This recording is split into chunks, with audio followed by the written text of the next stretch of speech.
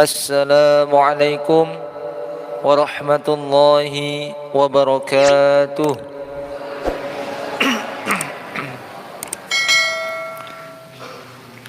Innal hamdalillah nahmaduhu wa nasta'inuhu wa nastaghfiruh wa na'udzu billahi min syururi anfusina wa min sayyiati a'malina man yahdihillahu fala mudilla lahu wa man yudlil fala hadiya lahu. Asyhadu an la ilaha illallah wahdahu la syarika lah wa asyhadu anna Muhammadan abduhu wa rasuluh la nabiyya ba'dah. Allahumma salli ala Muhammad wa ala ali Muhammad. Rabbi shrah li sadri wa yassir li amri wahlul 'uqdatam min lisani yafqahu qawli.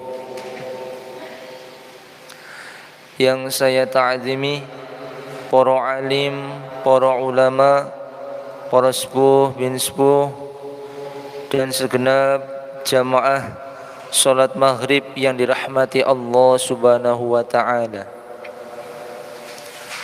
Alhamdulillah, marilah kita panjatkan puji syukur atas limpahan nikmat dan karunia dari Allah subhanahu wa ta'ala, sehingga pada malam hari ini, malam yang penuh dengan keberkahan, malam Jumat, menjadi salah satu hari yang dimuliakan oleh Allah Sayyidul Ayyam.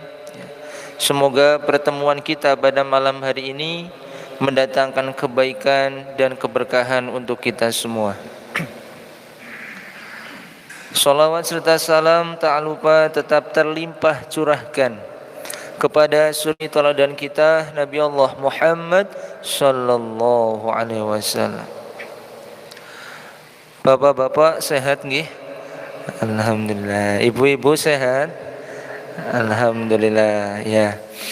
Alhamdulillah pada malam hari ini saya masih diberikan kesempatan ya untuk bersilaturahim dengan Bapak Ibu semua. Mudah-mudahan pertemuan kita pada malam hari ini akan mendatangkan kebaikan untuk kita semua. Ibu-ibu yang dirahmati Allah dan bapak-bapak juga, malam hari ini kita akan melanjutkan kembali kitab Adzabul Mufrad, yang mana materi pada malam hari ini adalah tentang hadis saling melaknat dengan laknat dan kemurkaan Allah. Jadi ini hadis banyak sekali yang menjelaskan tentang larangan melaknat, ya, mencela, mengutuk, ya. Sehingga Rasulullah pun sangat menghindari hal tersebut. Jangan sampai kita melakukan perbuatan melaknat, mengutuk atau mencela orang lain. Muslim mengabarkan kepada kami, ia berkata, Hisham mengabarkan kepada kami dari Qatadah dari Al-Hasan, an Samurata qala an-nabiy sallallahu alaihi wasallam, la tatala'anu bila'natillah wala bighadabillah wala binnar. Dari Samurah, ia berkata, Nabi Muhammad sallallahu alaihi wasallam bersabda, janganlah kalian saling melaknat dengan laknat Allah, dan jangan pula dengan kemurkaan Allah serta dengan nerakanya. Bapak Ibu yang dirahmati Allah subhanahu wa ta'ala, hadis ini memberikan hikmah kepada kita bahwasanya Rasulullah sallallahu alaihi wasallam melarang kita untuk saling melaknat, ya. Dan juga tidak boleh sembarangan kita memberikan kata celaan atau mengutuk kepada orang lain, gitu ya. Sebab sekarang banyak sekali terjadi, ya, atau sudah menjadi hal yang biasa di kalangan kita, ya, mencela orang lain, ya, dengan kata-kata kasar atau keluar kata-kata yang kotor, itu ya. Biasanya kalau kita merasa kecewa atau merasa malah, ya, keluar kata-kata yang tidak pantas seperti hal yang sudah biasa, ya. Padahal hal yang seperti itu dilarang oleh Allah Subhanahu wa taala. Kenapa? Karena sebagai seorang muslim, ya, kita diajarkan untuk menjaga lisan kita, menjaga ucapan kita.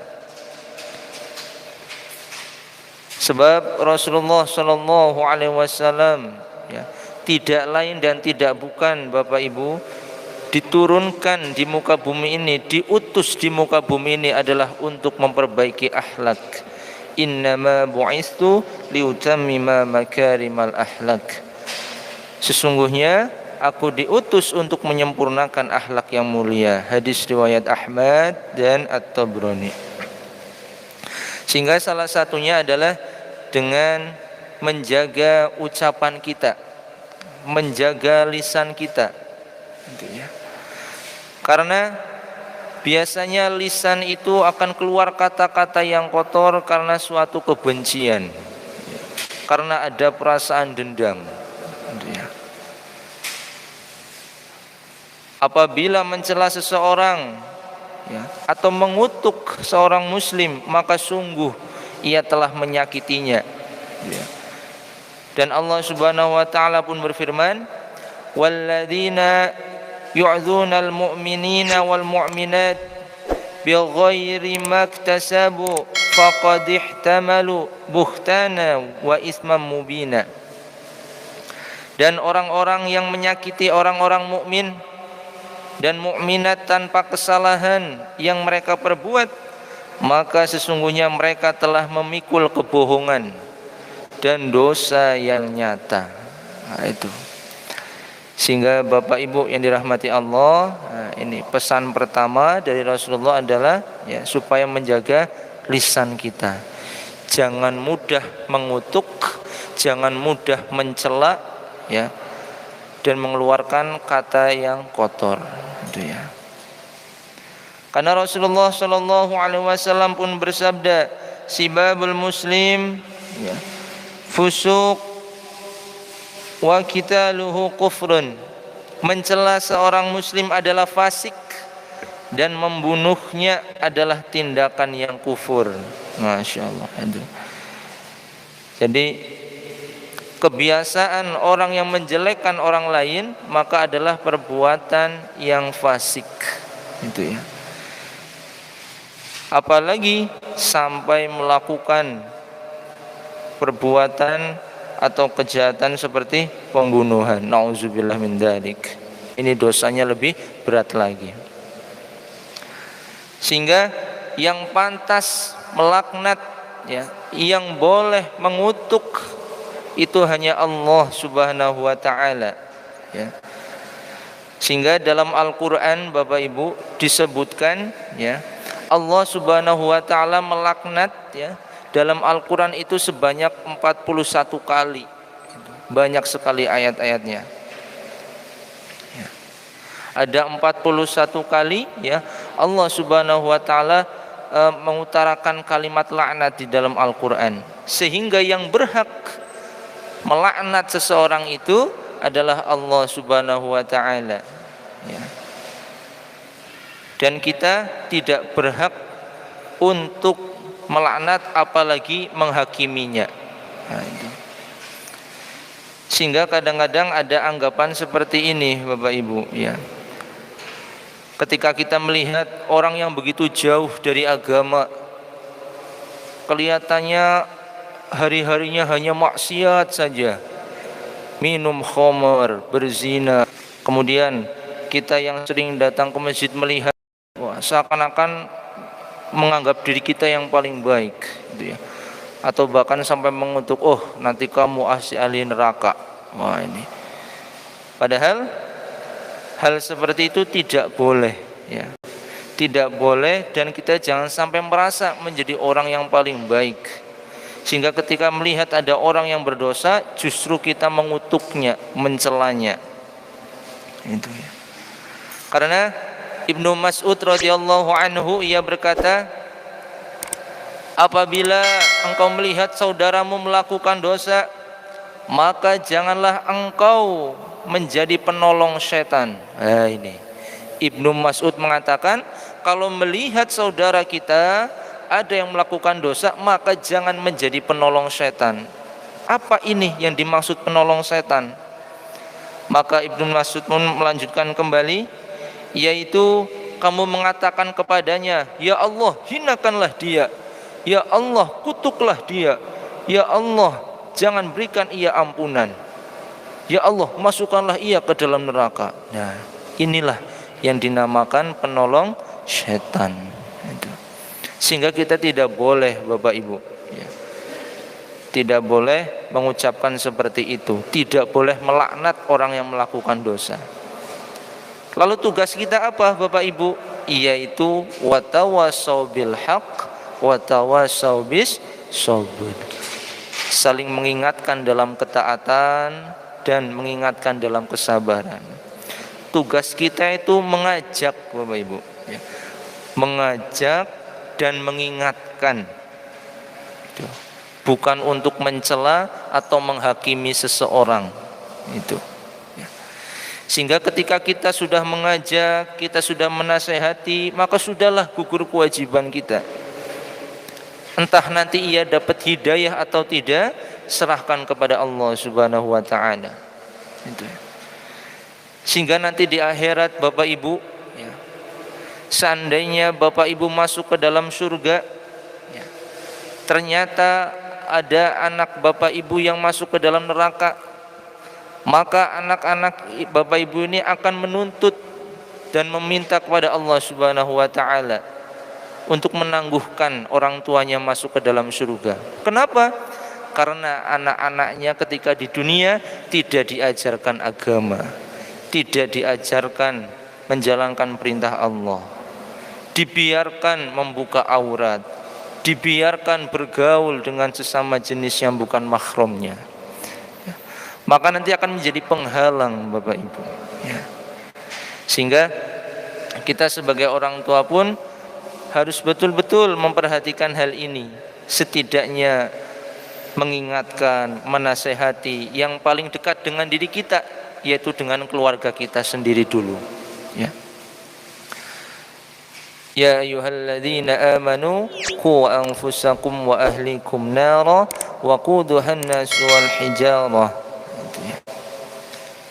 Hai orang-orang yang beriman, lindungilah dan jagalah keluargamu dari api neraka. Karena bahan bakarnya api neraka itu adalah dari manusia dan batu. Nah, itu. Sehingga kita sebagai kepala keluarga, bapak-bapak, ya, maka menjadi hal penting untuk memberikan nafkah rohani.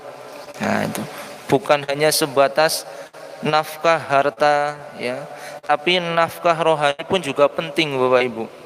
Di antaranya apa? Mengingatkan anak-anak kita supaya sholat, membangunkan sholat subuh. Bahkan diajarkan oleh Rasulullah ketika anak laki-laki kita yang sudah usia 7 tahun, ya, itu sudah dilatih untuk bangun subuh, ya. Bahkan kalau tidak mau boleh dengan pukulan kasih sayang dibangunkan, bangun, bangun, bangun. Nah itu. Karena sebagai seorang ayah, ya, bebannya itu lebih berat daripada seorang ibu, ya. Seorang ayah menanggung dirinya, menanggung istrinya, dan menanggung anak-anaknya. Itu. Sehingga ketika istrinya melakukan dosa, ya, maka suaminya pun akan mendapatkan dosa itu. Ketika anaknya melakukan dosa, suaminya pun, ayahnya pun juga akan terkena perbuatan dosanya itu. Maka penting nafkah rohani ini Bapak Ibu, ya.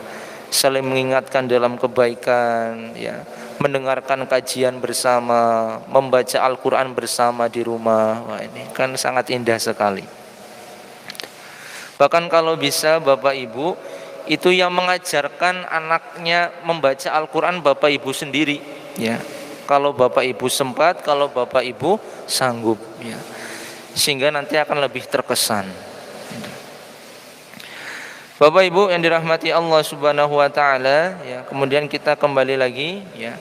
Sehingga jangan sampai dalam diri kita itu ada perasaan menjadi orang yang sudah paling baik, menjadi orang yang paling soleh di antara yang lain, karena merasa rajin ke masjid, ya, merasa rajin puasa sunnah, merasa sering bersedekah, ya. Karena setan tidak akan pernah berhenti menggoda orang yang soleh, ya. Salah satu caranya apa? Dengan membuatnya merasa yang paling baik, merasa antara yang lain. Akhirnya apa? Nanti muncullah penyakit hati, penyakit ria, ya, memamerkan ibadahnya, mencela yang tidak melaksanakan ibadah sepertinya. Nah, ini maka harus kita hindari. Diriwayatkan dari Abu Darda radhiyallahu anhu, ketika itu, ya, beliau menyampaikan, ya, melewati orang, saat itu beliau melewati orang-orang yang sedang melakukan dosa, ya. Maka ada para sahabat yang mencela orang tersebut, ya. Dan Abu Darda pun menegur sahabat itu dengan mengatakan seperti ini, bagaimana pendapatmu jika kamu menemukan di dalam sumur ada seseorang? Maka para sahabat yang pun menjawab, tentu kami akan menolongnya, tentu kami akan menariknya dari sumur itu. Maka Abu Darda pun mengatakan, ya, maka seperti itulah gambaran orang yang melakukan perbuatan dosa. Janganlah dibiarkan, janganlah dikutuk, tapi dibantu, dibimbing untuk bisa kembali kepada jalan yang lurus bersama-sama. Masalah hidayah mau atau tidak itu sudah nanti kembali kepada Allah Subhanahu wa taala. Bapak Ibu yang dirahmati Allah Subhanahu wa taala, karena kita sebagai umat akhir zaman, ya, sudah disebutkan sebagai khairu ummah, umat yang terbaik. Kenapa dinamakan umat yang terbaik? Bukan umat, kenapa yang terbaik bukan umatnya Nabi Ibrahim, bukan umatnya Nabi Nuh atau Nabi Musa, malah justru kita nih, yang umurnya pendek-pendek, ibadahnya pun kadang jarang-jarang, ya. Kenapa dikatakan khairu ummah? Karena ta'muruna bil ma'ruf wa tanhauna 'anil munkar. Karena kita diperintahkan oleh Allah untuk mengajak kepada kebaikan dan mencegah kepada keburukan. Sehingga tugas amar ma'ruf nahi mungkar itu bukan hanya tugasnya para kiai, Bapak Ibu, bukan hanya tugasnya para ustadz, ustazah, bukan Bapak Ibu, tapi kita semua yang merasa sebagai umatnya Nabi Muhammad, maka kita punya peran. Kita memang diwajibkan, kalau ingin menjadi umat yang terbaik, dikatakan umat yang terbaik, maka ta'muruna bil ma'ruf wa tanhauna 'anil munkar. Tapi tidak bisa khutbah, tidak bisa kultum mas jihad, gimana? Balighu ani walau ayat, sampaikanlah walaupun satu ayat. Sebisanya saja Bapak Ibu, ya, menyampaikan, ya. Bisanya tentang Al-Fatihah, ya sampaikan tentang Al-Fatihah. Bisanya cuma ngajar Iqra, ya belajar ngajari Iqra, ya. Sehingga semua ada kesempatan untuk ta'muruna bil ma'ruf wa tanhauna 'anil munkar. Bapak Ibu yang dirahmati Allah Subhanahu wa taala, ya, sehingga kita kembali lagi, ya, larangan untuk melaknat kepada sesama orang lain, kepada orang lain adalah hal yang tidak boleh. Bahkan melaknat orang lain itu dikatakan oleh jumhur ulama adalah masuk perkara yang haram, dosa besar. Sebab yang boleh dan yang punya hak untuk melaknat hanyalah Allah Subhanahu wa taala. Banyak sekali hadis yang menyebutkan Allah melaknat siapa saja. Di antaranya ada 4 orang yang dilaknat oleh Allah Subhanahu wa taala menurut Ali bin Abi Thalib, gitu ya. Jadi Ali bin Abi Thalib dikenal sebagai sahabat Nabi Muhammad sallallahu alaihi wasallam yang terkenal dengan kecerdasannya, yang dikenal dengan kepandaiannya. Itu. Sehingga Ali bin Abi Thalib masuk Islam ketika usianya 10 tahun, Bapak Ibu. Dan menjadi orang yang pertama memeluk agama Islam dari kalangan anak-anak. Itu Ali bin Abi Thalib. Sehingga Ali bin Abi Thalib pun begitu dekat kepada Nabi Muhammad sallallahu alaihi wasallam, ya. Bahkan sampai mengatakan Rasulullah kepada para sahabatnya, ya, aku adalah gudangnya ilmu dan Ali bin Abi Thalib adalah kunci dari gudangnya. Wah, yang mengatakan begitu dekatnya Ali bin Abi Thalib dengan Rasulullah. Sehingga dalam hadisnya dari Abu Tufail Amir bin Wasilah, ya, mengatakan ada 4 orang yang dilaknat oleh Allah Subhanahu wa taala. Siapakah itu? Yang pertama adalah orang yang melaknat kepada kedua orang tuanya. Orang yang melaknat kepada kedua orang tuanya. Allah Subhanahu wa taala begitu murka terhadap orang yang mencela kepada bapak ibunya, ya. Karena Rasulullah sangat memuliakan terhadap orang tua, apalagi terhadap ibu, ya. Rasulullah menyebutkan banyak dalam hadisnya memuliakan ibu itu sampai disebut 3 kali. Ibu baru ayah. Menandakan begitu pentingnya untuk memuliakan orang tua, ya. Sehingga, ya, Allah pun sangat melaknat terhadap orang yang mencela, memaki dan melaknat ayah ibunya. Apakah tidak ingat perjuangan seorang ibu, ya? Seorang ibu ketika mengandung 9 bulan, tidak bisa dititipkan anaknya, ya, dibawa ke sana kemari, ke pasar, tidur nggak bisa kemurep, ya ibu-ibu, ya itu, nggak bisa ke kamar mandi, ya susah, itu. Semakin besar semakin pegel punggungnya, masya Allah, itu 9 bulan itu. Setelah itu melahirkan, taruhannya pun tidak main-main. Taruhannya apa, Bapak Ibu, ketika melahirkan? Nyawa, itu. Sehingga sering terjadi, ya, ada yang anaknya selamat tapi ibunya tidak selamat, ada yang ibunya selamat tetapi anaknya tidak selamat, ya, itu. Maka sungguh besar sekali perjuangan ibu. Tidak selesai sampai di situ, harus menyusui lagi. Menyusuinya 2 tahun, ya, kemudian dirawat, dibesarkan sampai begitu besar sampai sekarang. Ini adik-adik yang umurnya mungkin sekarang 10 tahun atau 15 tahun, bayangkan saja itu perjuangan ibu. Sudah berapa uang yang dikeluarkan, ya, tidak hitung-hitung, ya.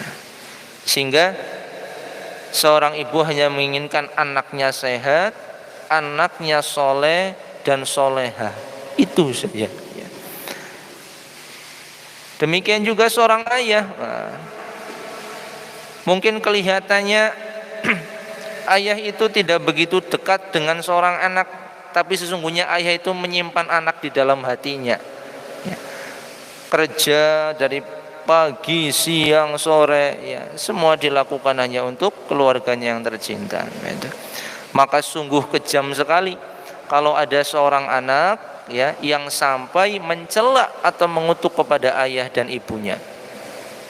Kemarin ada berita terbaru, ya, seorang remaja 17 tahun mau menikah Bapak Ibu, tetapi nggak dikasih nggak dikasih uang untuk biaya nikah.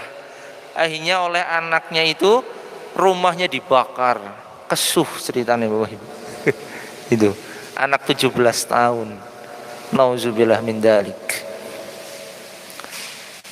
Iya, sehingga kadang-kadang sekarang anak itu lebih cenderung hanya memikirkan dirinya sendiri, terbawa oleh teman, terbawa oleh lingkungan, sehingga tidak melihat keadaan keluarga. Ya, seakan-akan ingin semuanya dituruti. Ya, temennya punya motor bagus, ya pengen punya motor yang bagus. Ya, entah gimana caranya harus punya. Kalau nggak mau sekolah, wah ini repot lagi. Itu ya. Ini sehingga yang pertama, Allah sangat melaknat kepada kedua orang tuanya.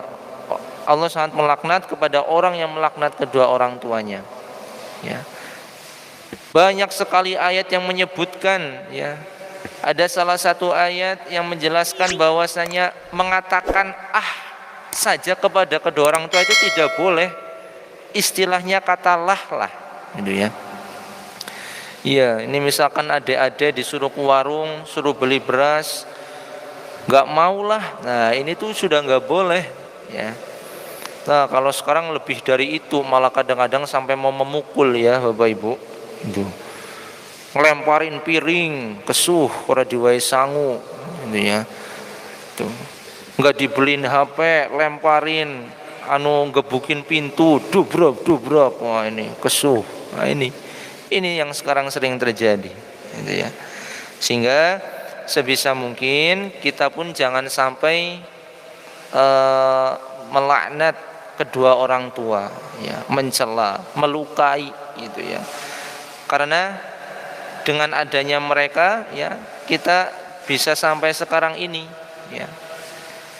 Sehingga orang tua yang masih ada ini adik-adik, ya, bapak ibunya yang masih ada, masih lengkap, disayangi dengan baik, ya, ditaati, dihormati, ya. Karena nanti kalau sudah tidak ada, sudah berbeda lagi suasananya. Mau berbaktinya sudah berbeda. Selagi sekarang masih ada, maka berusahalah menjadi yang terbaik untuk ayah dan ibunya. Buat mereka bangga karena prestasi yang diraih. Itu. Bapak Ibu yang dirahmati Allah Subhanahu wa taala, itu ya. Jadi yang pertama itu tadi. Kemudian yang kedua, ya. Yang kedua yang dilaknat oleh Allah Subhanahu wa taala adalah orang yang menyembelih hewan dengan menyebut nama selain Allah. Orang yang menyembelih hewan dengan menyebut nama selain Allah. Itu. Dalam Quran surat Ali Imran ayat 121 disebutkan, وَلَا تَكُونُوا مِمَّا لَكُمْ يُذْكَرِ اسْمُ اللَّهِ عَلَيْهِ وَإِنَّهُ فَسِقٌ وَإِنَّ الشَّيَاطِينَ لَيُوحُونَ إِلَى أَوْلِيَائِهِمْ لِيُجَادِلُوكُمْ وَإِنْ أَطَعْتُمُوهُمْ إِنَّكُمْ لَمُشْرِكُونَ. Dan janganlah kamu memakan binatang-binatang yang tidak disebut nama Allah ketika menyembelihnya. Sesungguhnya perbuatan yang semacam itu adalah suatu kefasikan. Sesungguhnya setan itu membisikkan kepada kawan-kawannya agar mereka membantah kamu, dan jika kamu menuruti mereka, sesungguhnya kamu tentulah menjadi orang-orang yang musyrik. Quran surat Al-An'am ayat 121. Nah ini. Jadi yang kedua, ya, yang dilaknat oleh Allah Subhanahu wa taala adalah orang yang menyembelih hewan dengan menyebut nama selain Allah. Nah, itu. Sehingga dalam Islam sudah jelas ketika kita mau menyembelih hewan itu disunnahkan, diajarkan supaya membaca basmalah, ya. Kemudian pesonya pun jangan yang karatan Bapak Ibu, ya. pesonya, bedognya jangan yang karatan, diasah dulu yang landep, ya. Dengan harapan apa? Supaya lekas mati itu. Karena kalau nanti karatan kan kasihan, jadi menyiksa, ya. Kemudian membaca basmalah. Sedikit lagi Bapak Ibu, dua lagi. Yang ketiga, yang dilaknat oleh Allah Subhanahu wa taala adalah orang yang melindungi pendusta, ya. Orang yang melindungi pendusta itu, orang yang melindungi orang yang berbohong, gitu ya. Jadi itu adalah orang yang dilaknat oleh Allah. Sudah tahu melakukan kejahatan, sudah jelas dia berbohong, tapi dia lindungi. Kenapa dilindungi? Karena ada sesuatu, karena ada rekening yang masuk, gitu ya, atau karena ada yang putih-putih dan lain sebagainya. Akhirnya ditutupi semua. Nah, inilah yang dilaknat oleh Allah. Melindungi kejahatan, melindungi kebohongan. Kemudian yang terakhir, yang keempat, yang dilaknat oleh Allah Subhanahu wa taala adalah orang yang mengubah batas tanah. Nah, ini dilaknat oleh Allah. Bukan miliknya, milik orang lain, tapi tanahnya dirubah, batasannya dirubah, itu ya. Atau membangun sedikit saja punya orang lain, itu pun masuk dilaknat oleh Allah. Sehingga yang paling baik adalah izin terlebih dahulu, ya. Kalau memang diperbolehkan, ya alhamdulillah. Kalau tidak, ya jangan diteruskan. Walaupun itu hanya kecil saja, tapi termasuk dalam yang dilaknat oleh Allah Subhanahu wa taala. Bapak Ibu yang dirahmati Allah, demikian kajian pada malam hari ini, ya. Semoga apa yang dapat tadi kami sampaikan menjadi pengingat buat saya dan juga menjadi wawasan ilmu buat Bapak Ibu semua. Jika ada yang benar itu datang pada Allah, dan jika ada yang salah itu datang pada diri saya sendiri. Semoga kita ini termasuk dari golongan orang-orang yang dijaga dan lindungi dari laknat Allah Subhanahu wa taala. Demikian, wabillahi taufiq wal hidayah. Assalamualaikum warahmatullahi wabarakatuh.